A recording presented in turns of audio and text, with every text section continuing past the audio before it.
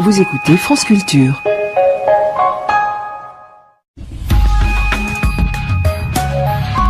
Et c'est le journal de ce mercredi 5 janvier 2011 avec Aurélie Kiefer. Bonjour Aurélie. Bonjour Marc, bonjour à tous. Aux manifestations contre le chômage, le pouvoir tunisien répond par la répression. De nouveaux affrontements ont opposé hier jeunes et policiers. Plusieurs personnes ont été blessées. Manifestations et répression se poursuivent en Tunisie. Depuis 2 semaines, la population descend dans les rues pour protester contre le chômage et la cherté de la vie. En ce moment, ce sont les étudiants et les lycéens qui expriment leur mécontentement dans l'ouest du pays.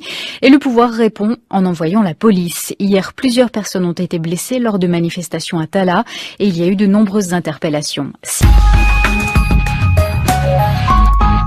Le malaise social en Tunisie, la famille du jeune homme qui s'était immolé par le feu le mois dernier annonce ce matin son décès. Son acte était devenu un symbole de la contestation, notamment chez les jeunes. Une journée de mobilisation est prévue demain. On fera le point avec Nadine Epstein et nous entendrons l'analyse de Selim Ben Hassen, dirigeant du mouvement citoyen Birsa. Le mois dernier, donc, devant un bâtiment officiel de la localité de Sidi Bouzid, dans le centre de la Tunisie, un jeune marchand de fruits et légumes s'était immolé par le feu parce que la police lui avait confisqué son chariot de primeur, un acte qui était devenu un symbole et qui reste un symbole de cette contestation sociale, notamment chez les jeunes, et qui a donné donc le départ d'importants troubles sociaux dans la région. Ce matin, Nadine Epstein, la famille du jeune homme, annonce donc qu'il est mort des suites de ses blessures. Oui, c'est à partir de l'histoire de ce jeune chômeur de 26 ans qui avait essayé d'avoir un travail précaire de marchand ambulant. C'est à partir de là que la contestation a gagné toute la Tunisie. La population et les jeunes ont manifesté leur ras-le-bol de la politique menée par Ben Ali depuis 23 ans, d'être maltraité, d'être atteint dans sa dignité. Tout cela sous fond d'appauvrissement, de chômage, de paupérisation des classes moyennes, bref, des frustrations sociales aggravées par un État policier. Pour la première fois, c'est la rue tunisienne qui a crié son dégoût du pouvoir, le traitant de voleur et de mafia, reprenant ainsi à son compte les révélations de Wikileaks largement diffusées par la télévision Al Jazeera, informations selon lesquelles l'ambassade américaine a qualifié le pouvoir tunisien de dégénéré, de corrompu et d'un président vieillissant. Face aux manifestations, la police a d'abord fait usage de matraques, puis la répression a été de plus en plus violente, tirs à balles réelles, provoquant plusieurs morts et de nombreux blessés, et le couvre-feu a été décrété. La veille du jour de l'an, ce sont les avocats qui avaient décidé d'apporter leur soutien aux manifestants. Là aussi, les forces de l'ordre sont intervenues de façon musclée. Les autorités tunisiennes gèrent donc cette contestation non pas de manière politique mais sécuritaire. Et demain, les avocats observeront une grève générale, tout comme les syndicats, et les étudiants organiseront une journée de solidarité avec les jeunes arrêtés et qui doivent être jugés jeudi. Nadine Epstein, merci. Bonjour Selim Ben Hassen. Bonjour. Vous êtes à Paris dans ce studio, vous êtes président du mouvement citoyen Birsa. Un tout petit mot sur cette appellation, Birsa. Mouvement citoyen qui... Pour vous présenter. Oui, mouvement Birsa qui considère que c'est aux citoyens et pas aux politiques de prendre le pouvoir et que on a un travail à faire ensemble. Alors, vous me posez la question sur l'appellation Birsa. C'est le mythe fondateur de Carthage et l'objet de Birsa, justement, aujourd'hui, c'est de refonder une Tunisie, une autre Tunisie, celle que le peuple veut. Ce matin, Libération titrait « Tunisie, révolte à huis clos ». Alors, il est vrai que c'est vraiment très difficile de connaître l'ampleur de cette révolte, la situation précise. Est-ce que vous pouvez, vous, avoir une vision globale, nous donner comme ça une impression globale de ce qui se passe? Oui, bien entendu. Vous avez plusieurs corps, à la fois des syndicats, à la fois des membres de l'opposition et à la fois des avocats qui sortent dans la rue pour afficher non seulement leur mécontentement, mais leur impatience et leur détermination à ce que ce régime tombe. Si vous me permettez d'entrer, de vous apporter une petite analyse, je pense que Madame Epstein a eu le mot juste en parlant de dignité.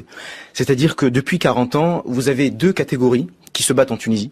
Vous avez le peuple qui se bat pour le pain, pour le travail, pour des conditions justement de vie décentes. Et vous avez la classe politique, les syndicats et les avocats qui se battent pour des concepts peut-être un tout petit peu plus sophistiqués, comme la liberté et les droits de l'homme. Alors aujourd'hui, ce sont 2 combats justement pour la dignité. Et ce qui se passe aujourd'hui, c'est simplement la jonction entre un combat sur le thème économique et social, que porte le peuple et que devrait ou aurait dû porter des partis politiques ou des syndicalistes, et un autre combat pour les libertés. Et si vous voulez, c'est la jonction de ces deux combats qui donne ce à quoi on assiste aujourd'hui. Ça fait donc peut-être une grande partie de la société, ce qu'on appellerait civile tunisienne, qui aujourd'hui serait en mouvement. Donc dimension sociale, politique, les deux à la fois. Qu'est-ce que vous diriez ? Les deux, puisque à la fois le politique et le social font appel à la dignité, et cette dignité, on l'a perdue depuis 23 ans. Alors comment réagit le pouvoir ? Le pouvoir réagit de deux manières. Alors, il se dit prêt à donner des chèques, comme si on pouvait acheter la dignité des gens avec des chèques. C'est pas la question en Tunisie n'est pas une question d'argent.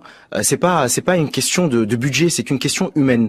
Les gens n'en peuvent plus de voir leur dignité bafouée. Et cette dignité, c'est à la fois le fait de sortir dans la rue et de se voir contrôlé par les forces de l'ordre.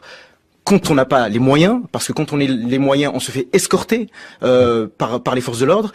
Et puis, c'est une question qui est en réalité humaine, vraiment, fondamentalement. Et sociale aussi, par rapport à des conditions qui se seraient dégradées ? Bien sûr. Et ça concerne les jeunes beaucoup, vous dites, ou alors toutes les oui, générations ? justement, par rapport à la question sociale, si vous voulez, la fierté de la Tunisie, en tant que peuple tunisien, notre fierté était d'avoir, contrairement à d'autres pays arabes, une classe moyenne très importante. C'est-à-dire que beaucoup de pays arabes étaient façonnés avec des castes, avec des gens très très riches et avec beaucoup de gens très très pauvres. Le gros avantage de la Tunisie, qui est un acquis de Bourguiba, c'était d'avoir fait une classe moyenne très importante et qui vivait bien. Cette classe moyenne, il n'y a pas de fracture aujourd'hui au sein de la classe moyenne tunisienne. C'est toute la classe moyenne qui s'affaisse. Encore un petit mot. Demain, journée de mobilisation. Est-ce que vous avez le sentiment que ce mouvement va prendre de l'ampleur et peut menacer éventuellement le régime Ben Ali ? Il faut que les choses s'organisent. C'est-à-dire que il ne faut pas dénoncer un État policier. Il faut dénoncer un régime. Je veux rappeler que les policiers gagnent en Tunisie 300 dinars, c'est-à-dire environ 180 €, qui ne sont pas les ennemis du peuple, qu'ils sont beaucoup plus proches de la population tunisienne que du régime actuel. Et l'appel qu'il faut leur faire, ça n'est pas des injures ou des insultes, c'est de leur dire on fait partie du peuple, on a un combat à mener contre les tyrannies et ce combat nous devons le mener ensemble.